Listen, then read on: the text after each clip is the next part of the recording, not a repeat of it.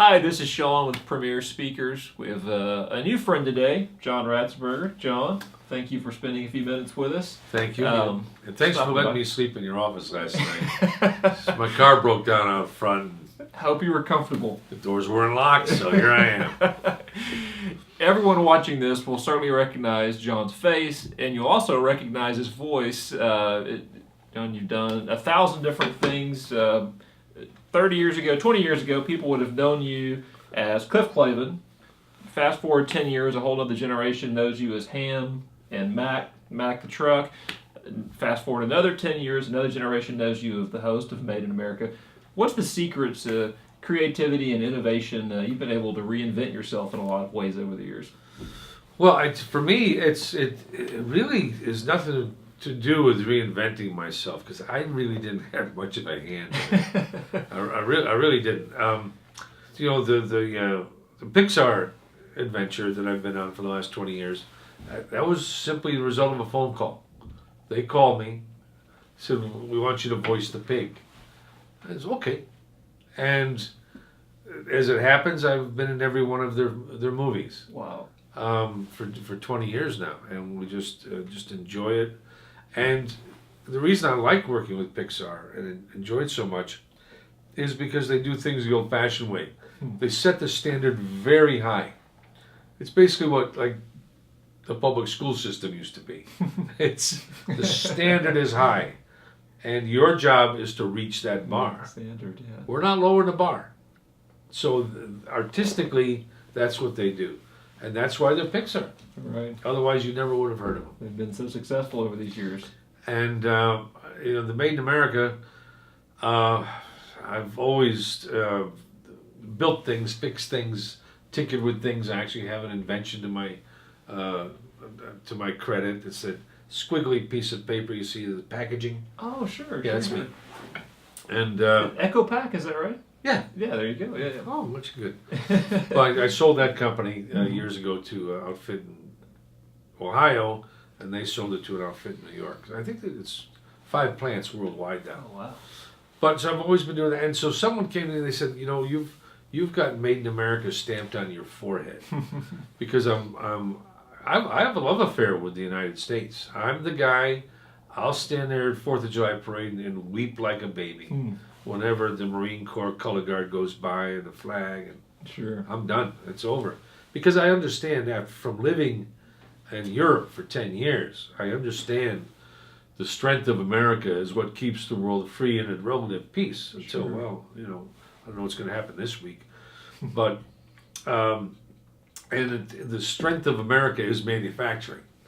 That's what keeps us strong, because it keeps us self-reliant. We don't have to depend on other nations to build things for us. But right now, we're right at a tipping point. And so I go around the country talking about manufacturing. Sure. And so that's why they wanted me to do the show Made in America. And I just enjoy. I'm more at home on a factory floor than I am in, say, Spago's. Right. I would rather, to me, the machines are works of art. And if I could talk my wife into putting a drill press in the living room, I would stare at that thing all day, because my uncles built them. It was a company called Bridgeport Machine in my town, and built 80 years ago, and a lot of them are still being used today. How about that? Yeah, and but just the shape of them and the idea that, okay, we need this machine to function in a certain way. Now your job is to design that machine and build that machine out of nothing. You've got to form the metal. You got to shape the metal. I remember my uncles at Thanksgiving, because they worked on those lathes, but they built the machines that built the machines, and they would talk about tolerances of 20,000th of an inch, as though the fate of Western civilization depended on it. And I'm 10, 11, so my job was to make fun of them, which I did. And then the older I got, I realized that they're absolutely right. The fate of Western civilization depends on someone's ability in the United States to put a nut and a bolt together. To know that, sure. To build the nut and the bolt. I mean, I could, because I was a carpenter, and I can, from a distance, I can tell the difference between an American-made hammer and a Chinese-made hammer. Right. Just by look, I get 50 feet away. Sure. I'll tell you which is which, because the Chinese use a cheaper metal, an alloy, in fact, and the Americans use steel. That's true. Well, you mentioned Made in America, and I wanted to ask you about that as well. You mentioned some of it here. What is that unique spark in a Made in America means something? Obviously, you've expressed that here. What is that about what's manufactured in America? What's the unique flavor or value that we bring to that process? I think we're a culture, because of the pioneer spirit and the people that came here from Europe and overseas when we're building something, whether it was started at Plymouth Rock and worked its way across the country, we're building for our families. We didn't build things to last 4 years. We built things to last 300 years. And even now, and I'm sure when people are building, like at Boeing, and they're building a plane, they're thinking, my wife and kids are going to be on this plane. On that plane, yeah. And so I'm going to build it the right way, every little detail. And that's the beauty of things made in America. And also, I think people are starting to understand that if you don't purchase things made in America, you're going to put some company out of business. Some company, let's say, that makes socks.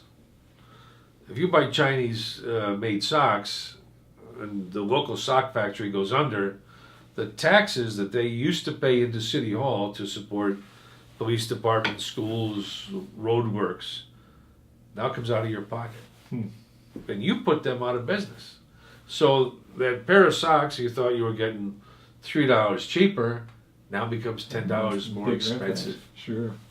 And people are starting to realize Makes sense. it affects the whole community. Yeah, absolutely. John, thank you so much for your thoughts and wisdom. It's been fun to get to know you a little bit. We look forward to getting to know you more. You guys watching this video know you can click the link below, see more information on John, see a couple of videos of him speaking to associations and different corporate groups. As always, thank you for your time. Thank you. Pleasure to chat with you. And I judge arm wrestling contests too from time to time. That's right. So and sleeps on the floor of our offices apparently. Thank you very much for joining us, and we'll see you again soon.